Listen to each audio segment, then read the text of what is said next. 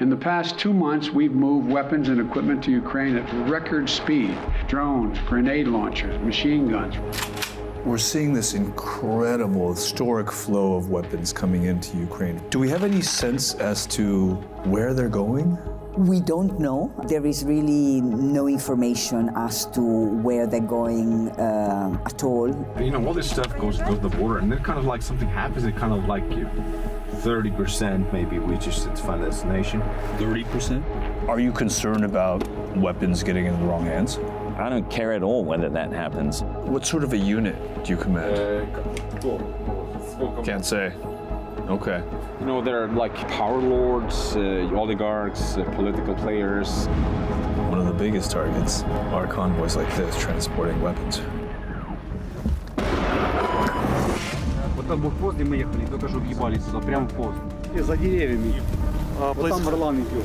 Europeans had come to believe that that project of integration had effectively meant the banishment of armed force. All of a sudden, not far from the borders of the EU, was the most significant war since World War II.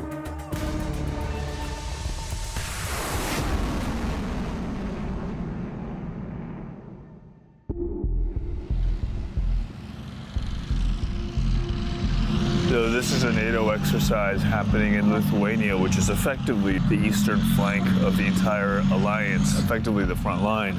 And exercises like this have been happening for quite some time, but have taken on much greater urgency. Outside the borders of Ukraine, NATO countries are on alert as they strike a fragile balance between providing support to Ukraine and preventing a full-scale war between Russia and NATO. My intent for today is twofold. First, to see the successful integration of the German reinforcement troops we sent in March, based on the, of course, war in Ukraine. For me, it's absolutely clear Germany will remain committed, not only in the EFP business, but also in NATO. This admittedly feels like a little bit of a dog and pony show, almost like an open house or a showcase of all the weapons that are being purchased and sent into Ukraine. I think that we're arguably at the most dangerous point since the Cuban Missile Crisis.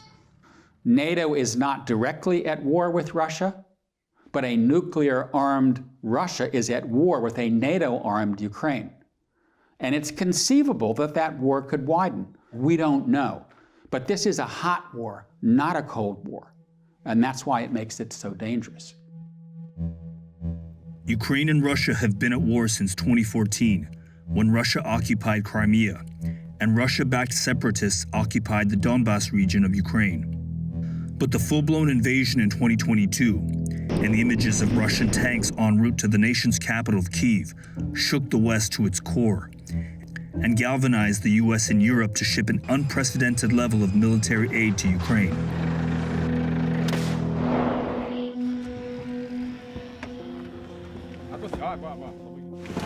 Yeah.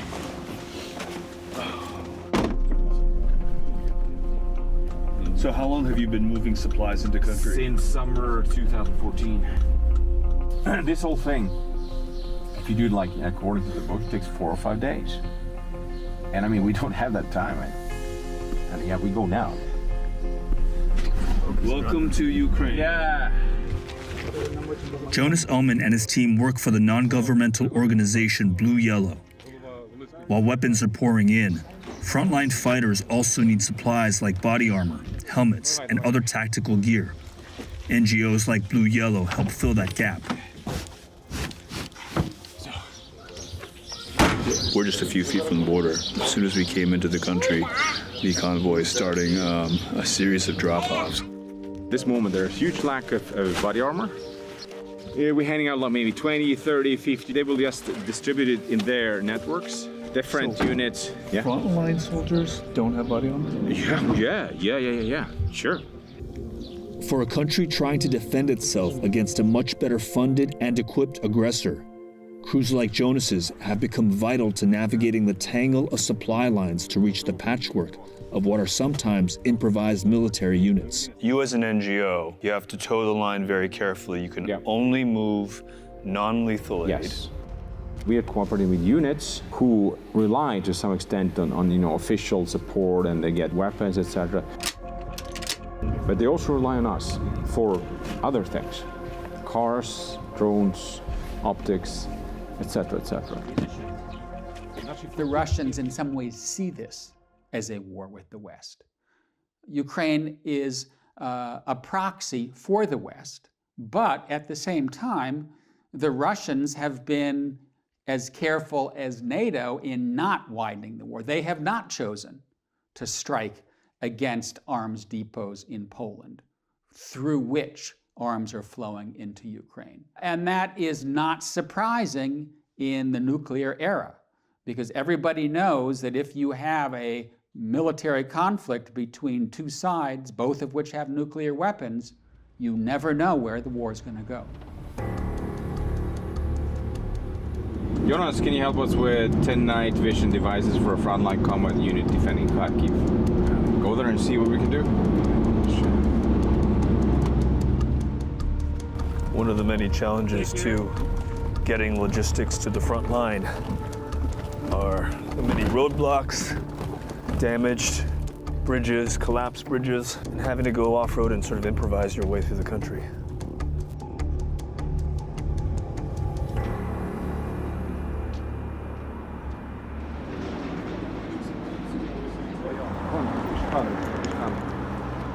Короче, вот для тебя, Стёза, что там есть.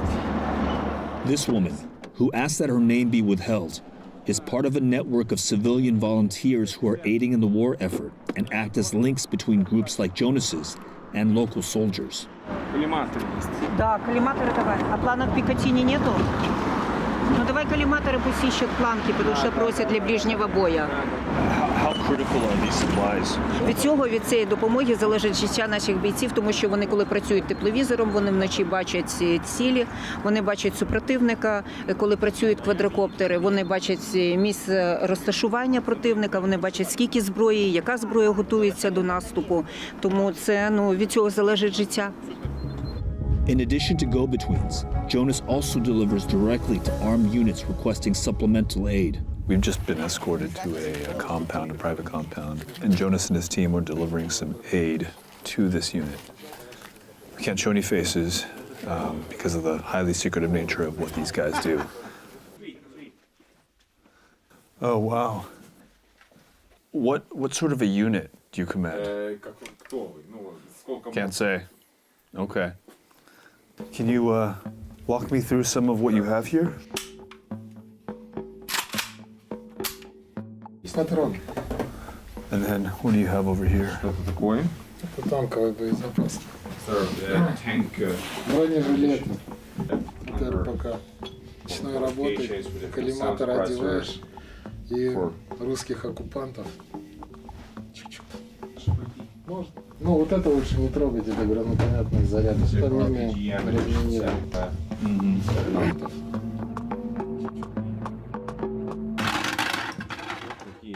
You're having to rely on groups like Jonas's to get some of the non-lethal aid? Есть форма, есть автомат, есть пушки, снаряды и так далее. Но, допустим, есть автомат. Вот к нему нужен коллиматор, прицел, к нему нужен лазерный целеуказатель. Это все БЛИАЛ. In a war where essentially all able-bodied Ukrainian men under 60 join the fight, weapons and supplies are making their way to almost anyone willing and able to use them. This is a war that has tapped into a lot of emotions. And that's why you have Americans, Europeans, others who are joining the fight. Many of them are ex-military. And so you have to show a certain amount of respect for those people who are volunteering, they're putting their lives at risk to help Ukraine defend its own freedom and sovereignty. Is there a downside to this? Yes, because once you get these paramilitary units, it's a more dangerous world where governments don't have control of what's happening on the battlefield.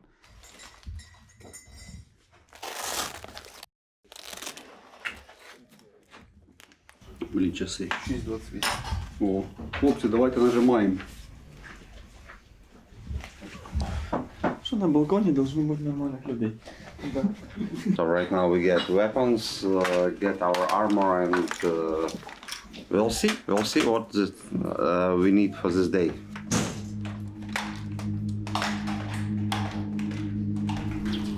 This commander, known as the Greek, and his unit of former civilian and paramilitary fighters will escort Jonas and his crew to the front line.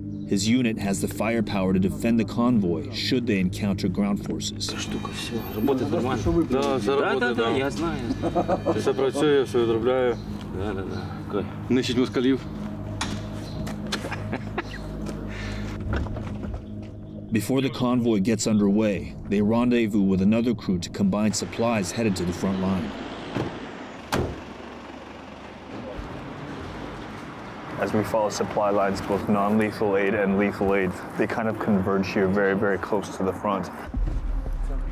You know, this unit gets most of its non-lethal aid from Jonas and his team, and what we're seeing is all this non-lethal aid sitting right atop some of the most effective weapons of this war. Це наше озброєння, яке прийшло з заходу. Це те, що передали джевеліни.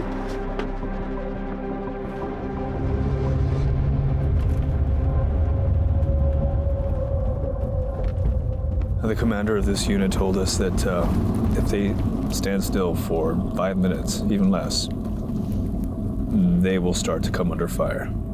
They've got to keep moving at all times, and one of the biggest targets are convoys like this transporting weapons. Yo, straight ahead. What did you say? I said straight ahead. Це вже на англійському, що я в Америку з тобою їду. Свободно. These are our checkpoints now, like every half kilometer to a kilometer.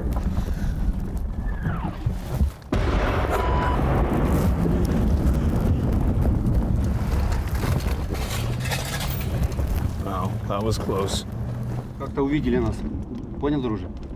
Вот тот блокпост, где мы ехали, только что въебали туда, прямо в пост. Actually see the artillery. Блядь. Чёла, надо розсипатися по посадці.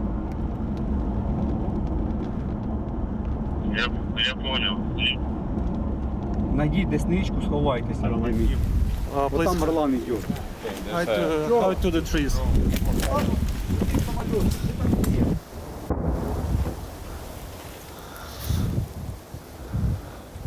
Hearing a lot of incoming and outgoing shelling. Drones overhead. This isn't much cover, but it's kind of all we got here. Тільки що ми їхали, в небі був Орлан. Вони побачили точку, де ми знаходимося, побачили перехрестя, де зупиняються. І туди відпрацювали артилерію. Слава Богу, що не попали. Ми проїхали далі. Остальна наша група поїхала вперед, і там їх теж обстріляли. Вони вернулись назад, їх опять обстріляли, вони пробили колесо. Зараз він висить, ми його зараз не бачимо. Шум, його не чути. Нам треба такі прибори, які показують, де летить БПЛА.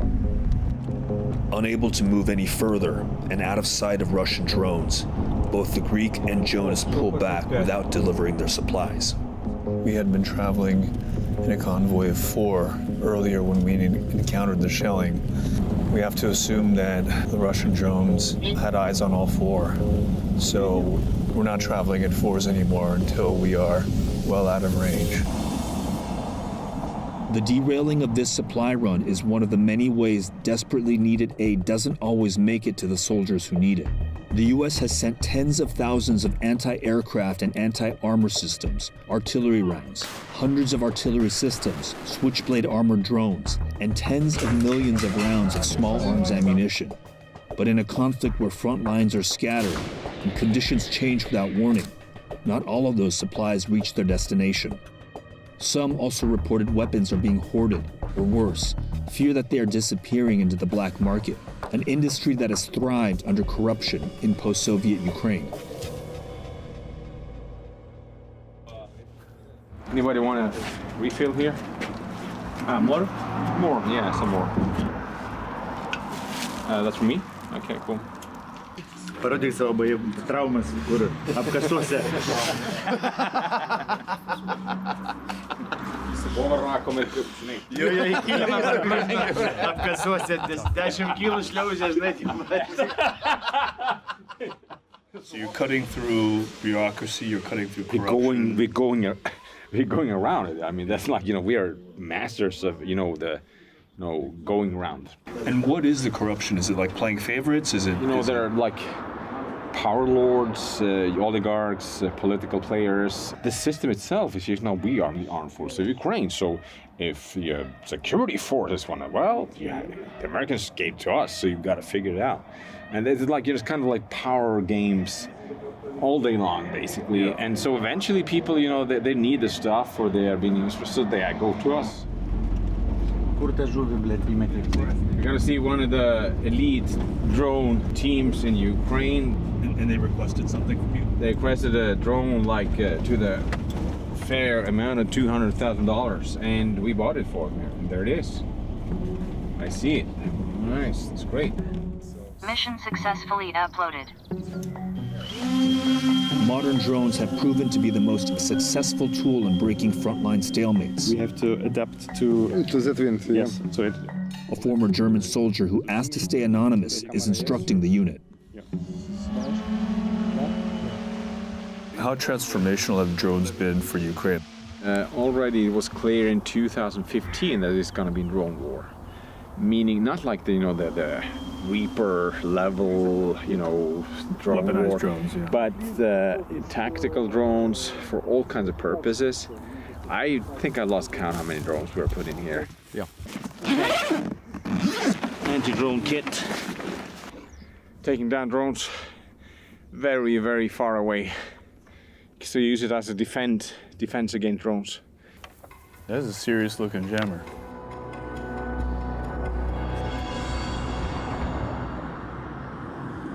If you provide supplies or logistics pipeline, you've got to be able, there's got to be some organization to it, right? The surprise isn't that, all this stuff isn't getting there. The surprise is that people actually expected it to. We're here in the evacuation. Andy Milburn is a U.S. Marine veteran. Unsatisfied with what he felt was a too hands-off approach from the U.S., he made his way to Kyiv after the invasion to train frontline soldiers. I can tell you, unarguably, that on the frontline units, these things are not getting there, all right? Drones, switchblades, IFACs, they're not, all right? Body armor, helmets, you name it. Is it safe to characterize this as a little bit of a black hole? I suppose if you don't have visibility of where this stuff is going, and if you're asking that question, then it would appear that it's a black hole, yeah. Are you concerned about weapons getting into the wrong hands? I don't care at all whether that happens. Of course it's going to happen. It happens in any... I mean, if you don't have guys here supervising the pipeline, but that's not my biggest concern. My biggest concern right now is that the guys who need to kill Russians with those weapons get those weapons. We're seeing this incredible, historic flow of weapons coming into Ukraine from the West, from the US and NATO countries. Do we have any sense as to where they're going? We don't know. There is really no information as to where they're going at all. What is more worrying is that at least some of the countries that are sending weapons do not seem to think that it is their responsibility to put in place a very robust oversight mechanism to ensure that they know how they're being used today, but also how they might and will be used tomorrow. Is it appropriate for us to be asking these questions in a state of emergency? You have a country that has been invaded by a larger neighboring force. Whatever it takes to survive seems to be the name of the game. It's not just that it is appropriate to ask those questions, it is absolutely necessary to ask those questions, because if we look back, we have so many different examples in Afghanistan and Libya, Iraq, and the situations where weapons that are meant for one purpose at a particular time end up going elsewhere, being used for other purposes. When ISIS took over Mosul in 2014, they came into possession of large amounts of new sophisticated weapons that US forces had left for the Iraqi forces.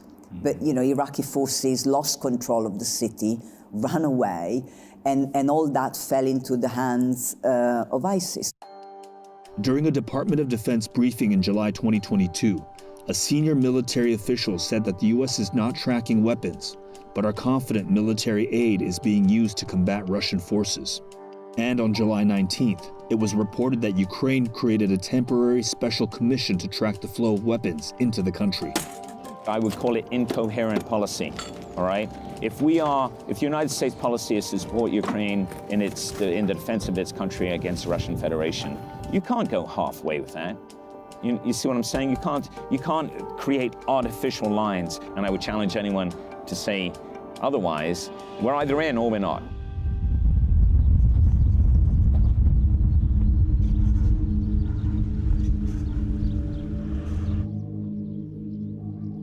We're now in the heart of the Donbas region, which is the most heavily contested part of Ukraine. And following the convoy here is particularly unnerving because they've been asking for anti-drone equipment, which tells you that there are drones in the sky.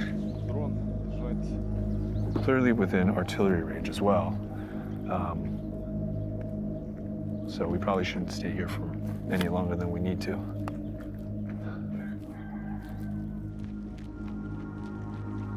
We are in the middle of nowhere. This is just Donbas. Who the f does such a thing? It's just, it makes no sense whatsoever. Whatsoever.